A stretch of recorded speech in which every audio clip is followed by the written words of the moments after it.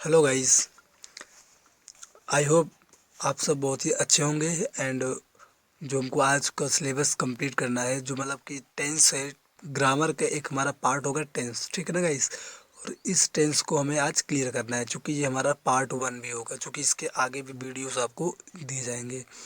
तो देखिए गाइस, जो इसमें टेंस होता है वो टेंस 3 प्रकार के होते हैं। जैसा कि हम सभी जानते हैं, टेंस को बोलते हैं काल यानी समय।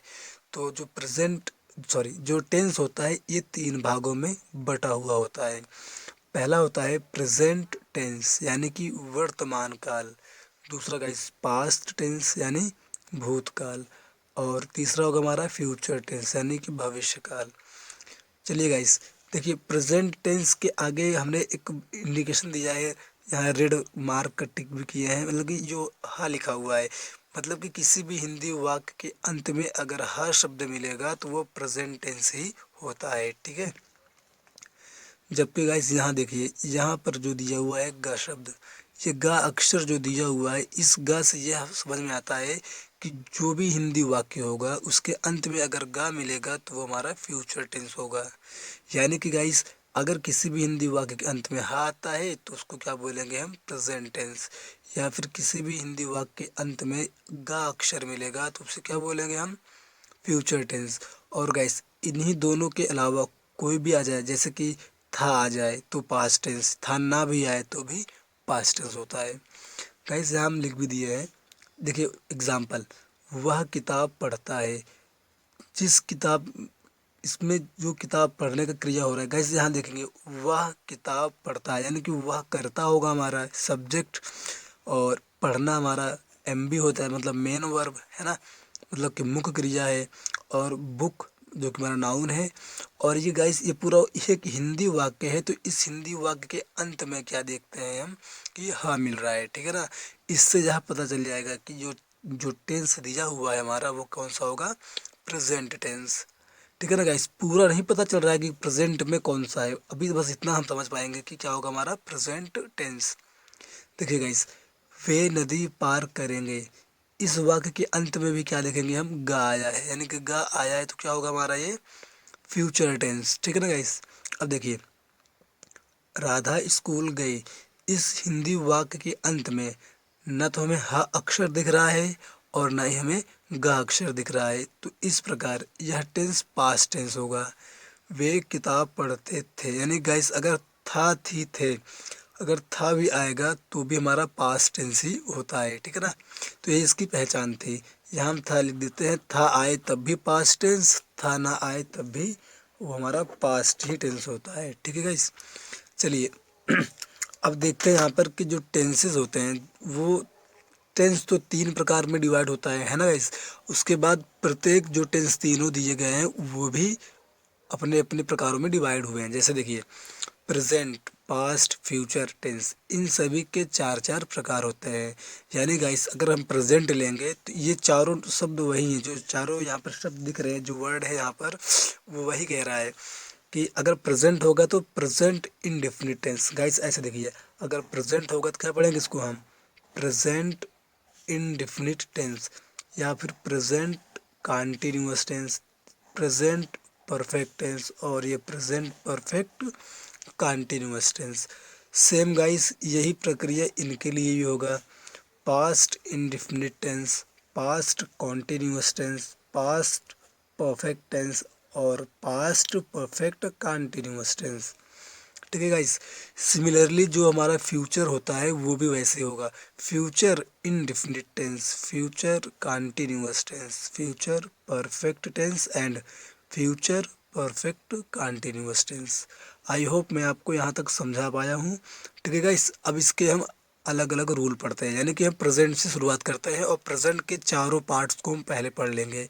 तो प्रेजेंट पढ़ेंगे, फिर पास्ट और फिर फ्यूचर। तो गाइस, एक वीडियो में ये बहुत ही बड़ा हो जाएगा, इसलिए हम इसमें 2 3 4 जो भी पार्ट्स होंगे ये टेंस को हम पूरा क्लियर कर देंगे और इसका एक प्लेलिस्ट भी जारी कर देंगे, ताकि जो भी टेंस आप पढ़ोगे तो पूरा प्लेलिस्ट के थ्रू पूरा पढ़ सकते हो, ठीक है ना गाइस।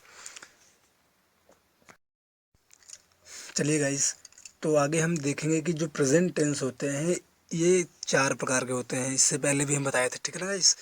तो प्रेजेंट टेंस जो होते हैं वो 4 प्रकार के होते हैं। तो present indefinite tense, present continuous tense, present perfect tense, present perfect continuous tense. Guys ये तो हमारी टेंस के बारे में बात हो गया, ठीक है ना गाइस। लेकिन जब भी हम इनका अनुवाद करेंगे तो इसके लिए हमको यह पता होना चाहिए कि हमारा जो सेंटेंस, जो हमारा वाक्य होगा वो कैसे होगा, ठीक है ना।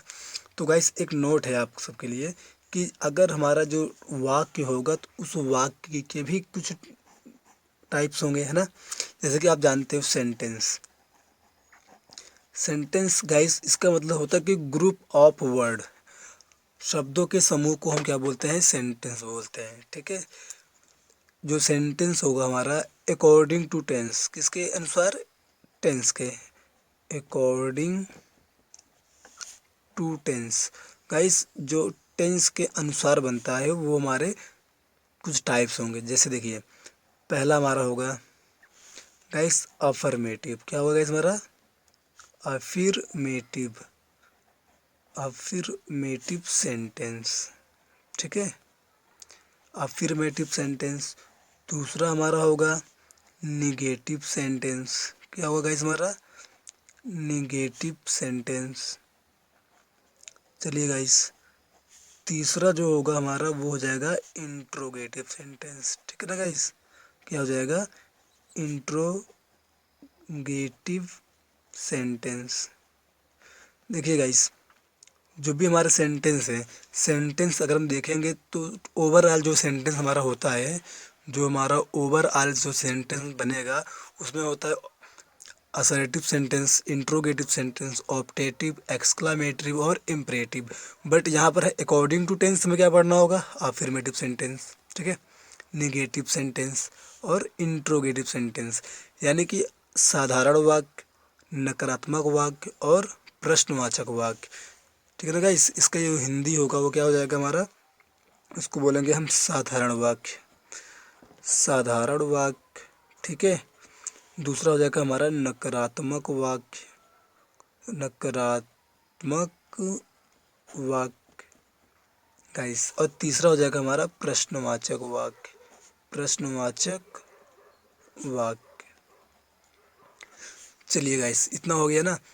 अब हम यहाँ भी देखते हैं कि जो हमारा प्रश्नवाचक होता है वो भी हमारे 2 प्रकार के बनते हैं, ठीक है, वो भी हमारे 2 प्रकार से बनते हैं। चलिए इनका नाम भी जान जाते हैं।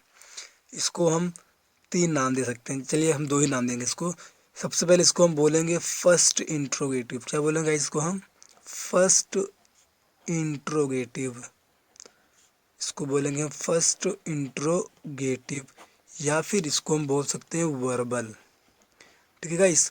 ये वर्बल क्यों होता है इसको आगे समझाएंगे जब हम अनुवाद करेंगे, तो वर्बल क्यों कहते हैं इसको। इसको हम बोल सकते हैं सेकंड इंट्रोगेटिव, ठीक है, इसको हम बोल सकते हैं सेकंड इंट्रोगेटिव। यानी कि सेकंड इंट्रोगेटिव का मतलब ये होगा कि उसमें WH, इसको हम बोलते हैं WH टाइप, ठीक है गाइस, WH टाइप वर्ड आएंगे इसमें, तो इसको हम क्या बोलेंगे, सेकंड इंट्रोगेटिव। चलिए गाइस पहले हम कुछ वाक्य यहाँ देख लेते हैं, तो इसी के अनुसार हमको समझ में आ जाएगा कि हमें करना क्या है कैसे, ठीक है ना। चलिए देखिए गाइस, वह किताब पढ़ता है, ठीक है, पहला वाक्य हमारा है। दूसरा हो जाएगा हमारा वाक्य, वह किताब नहीं पढ़ता है, ठीक है गाइस, वह किताब नहीं पढ़ता है। चलिए गाइस तीसरा हम देखते हैं, क्या वह घर जा रहे हैं, क्या वह घर जा रहे हैं, ठीक है गाइस। तीसरा क्या हो जाएगा, क्या वह घर जा रहे हैं। और जो चौथा हो जाएगा उसको हम बोल सकते हैं, तुम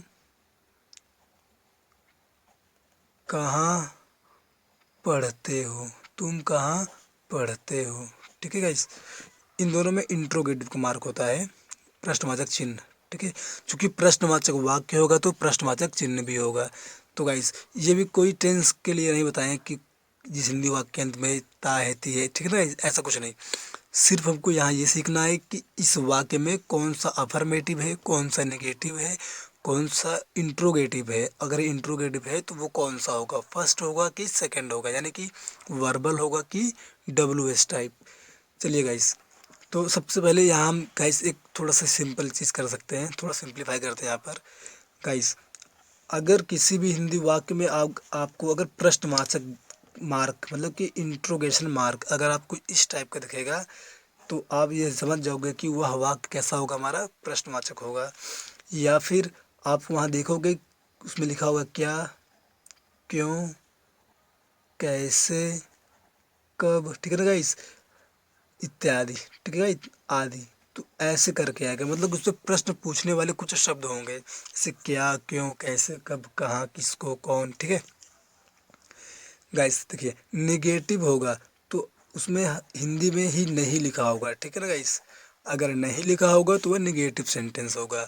अगर इंट्रोगेटिव होगा तो उसमें क्या, क्यों, कैसे, कब आदि ये सारे आ जाते हैं, ठीक है। चलिए ठीक है गाइस, अगर किसी वाक्य में ना तो नहीं शब्द मिला हुआ हो और ना ही ये प्रश्नवाचक जैसा कुछ हो, तो उस वाक्य को हम सिंपल वाक्य ही बोलते हैं, ठीक है।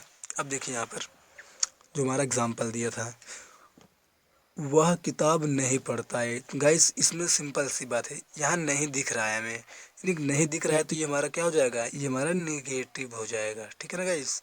ये हमारा क्या होगा, निगेटिव। देखिए गाइस, जो तीसरा और चौथा वाक्य है दोनों के ही अंत में ये इंट्रोगेशन मार्क, ठीक है ना, दिख रहा है, मतलब कि दोनों ही प्रश्नवाचक है। चलिए गाइस, अगर दोनों ही प्रश्नवाचक होंगे तो हमको ये पता करना होगा कि कौन सा हमारा वर्बल है और कौन सा हमारा WH टाइप है। तो गाइस नोट यहाँ से आप भी समझ लीजिए कि जब भी कोई वाक्य होगा प्रश्नवाचक का और उस प्रश्नवाचक के वाक्य के पहले ही क्या दिया हो, मतलब कि शुरू में ही क्या दिया होगा, वहाँ पर शुरू में वहाँ पर क्या दिया होगा, ठीक है ना। अगर शुरू में ही क्या दिया होगा तो क्या हो जाएगा, हमारा फर्स्ट इंट्रोगेटिव यानी कि वर्बल हो जाएगा, ठीक है गाइस। लेकिन अगर ये क्या भी इसके अलावा भी, जैसे कि कौन, कैसे, कब, किसको, देखिए यहाँ से जैसे गाइस क्या, कौन, कब, किसको, ठीक है ना, कहाँ, कैसे, मतलब कि ETC इस टाइप के एक्सट्रैक्ट ना, इस टाइप के वाक्य हमको मिलेंगे वाक्य के बीच में। कहाँ मिलेगा गाइस हमको, वाक्य के बीच में। तब तो हमारा वो सेकेंड इंट्रोगेटिव होगा, यानी कि ये भी इंट्रोगेटिव है और ये भी इंट्रोगेटिव है। ये वाला जो इंट्रोगेटिव होगा हमारा वो फर्स्ट होगा और ये वाला सेकेंड, चूँकि यहाँ पर बीच में दिया गया है। यहाँ पर कहाँ पूछा है, इसकी अंग्रेजी होती है वेयर। वेयर मीन्स कहाँ, तो यानी कि बीच में पूछा है, ठीक है गाइस। तब यहाँ से आप देख सकते हैं कि जो पहला वाला वाक्य है इस वाक्य में ना तो नहीं आया है और ना ही ऐसा करके आया है कि क्या या कहाँ, कैसे, कब, मतलब कि इस टाइप का कुछ नहीं आया है। तो गाइस जब इसमें कुछ भी नहीं है तो वो मतलब सिंपल वाक्य है, यानी कि अफर्मेटिव सेंटेंस है, ठीक है ना गाइस। मुझे लगता है कि मैं आपको यहाँ तक समझा पाया हूँ। तब गाइस अब हमको आगे टेंस का अनुवाद करना सीखना होगा, ठीक है।